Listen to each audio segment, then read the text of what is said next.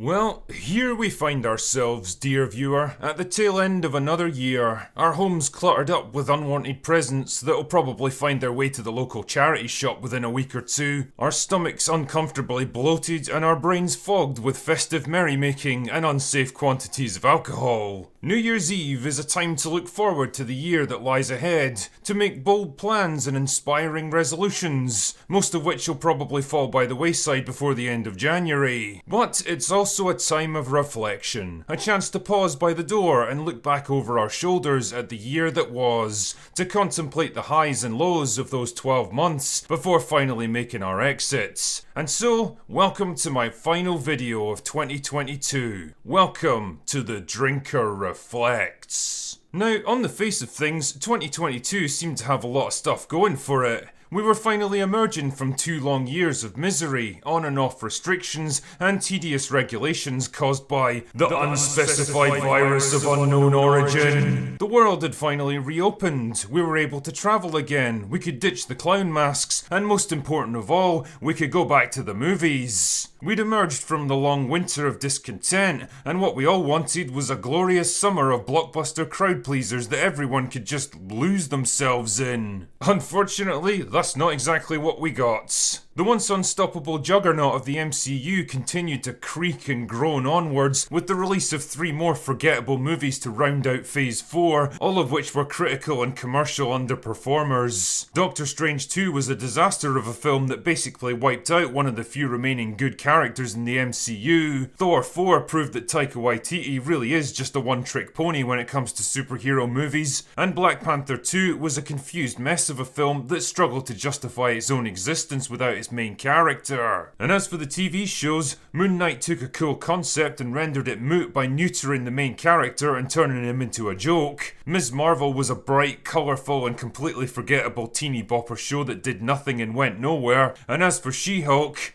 well... Almost tasted that.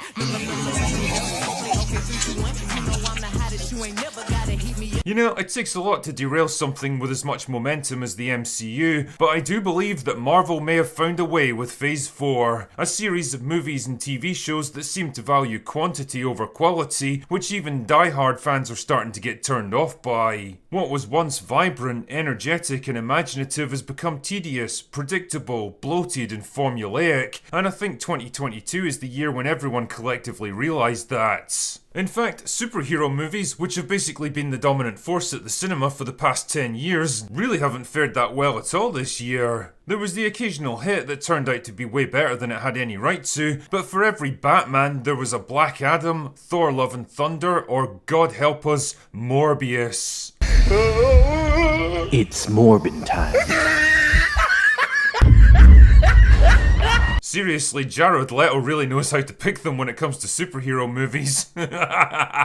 In fact, some films were so bad that they never even got the chance to fail. After years of flops and false starts, Warner Brothers decided, fuck it, we're done with this, and promptly shredded their slate of upcoming movies and TV shows. Batgirl, Supergirl, Wonder Woman 3, all of them were gone like a fart in the wind. That's the funny thing about pushing the message, you see. Once the money runs out, movie studios tend to lose interest in it pretty quickly. But probably the biggest cultural battleground of the year was got to be the fantasy genre. See, a war had been brewing over the Lord of the Rings for a long time. It was one of the last remaining IPs that hadn't yet fallen to identity politics, and Amazon were determined to conquer it with the Rings of Power. But holy shit, they picked the wrong fan base to mess with on this one. Every single trailer that dared to come out got ratioed into oblivion. Legions of angry fans picked apart and mocked every single scrap of information, every interview, every element of this show. The battle lines were drawn, and when Rings of Power finally came out, war was declared. I honestly don't think I've ever seen a TV show that stirred up such a hornet's nest of absolute rage. The Rings of Power got savaged like no show ever got savaged before, and it was absolutely glorious to see because they deserved it. It was a show that tried to rewrite history, twist and reshape beloved characters, subvert the work of a great man, and it was rejected by pretty much everyone. Rings of Power wasn't just a bad show that people laughed at, it was a message to every film studio that thought they could buy buy their way into a fandom, hijack an IP, and use it as a platform to stroke their own egos and push their own political views. And that message was simple. We're not gonna take this shit anymore. That atmosphere of rebellion and rejection was just as strong when it came to absolute garbage like Willow and Witcher Blood Origin, both of which slunk out right at the end of the year only to get completely annihilated by fans. Rings of Power might have stirred up the hornet's nest, but now everything that followed was getting stung by it. But hey, it wasn't all bad. There were the occasional bright spots in an otherwise bleak and depressing year. House of the Dragon defied all our expectations, including mine, by turning out to be a smart, well-written and brilliantly acted prequel that escaped the long shadow cast by Game of Thrones and delivered the best fantasy show of the entire year. Everything Everywhere All at Once showed us that cool, inventive, quirky movies made by talented people are still getting made.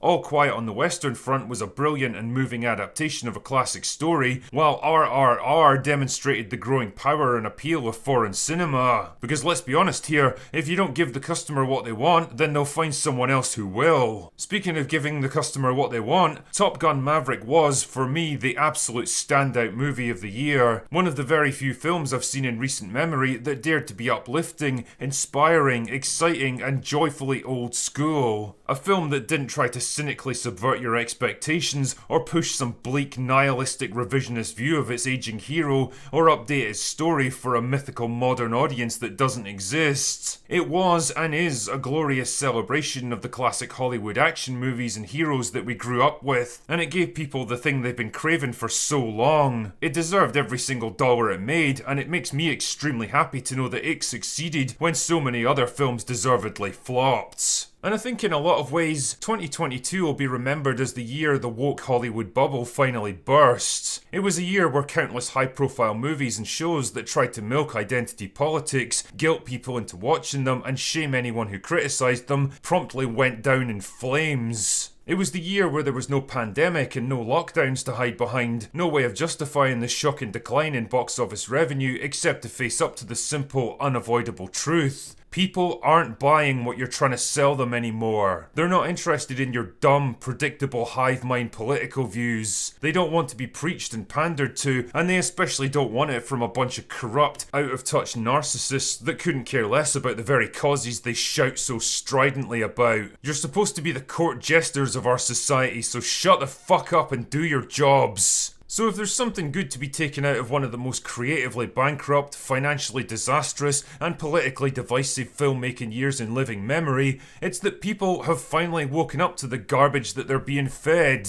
They've realised how far we've fallen, how many great franchises have been twisted and ruined in the process, and they're angry about it. And so they should be. Now it's just a question of how long it takes for Hollywood to get the message they're sending. It may be that things get worse before they get better, but I do believe that better they will get. Anyway, that's all I've got for this year. Go away now.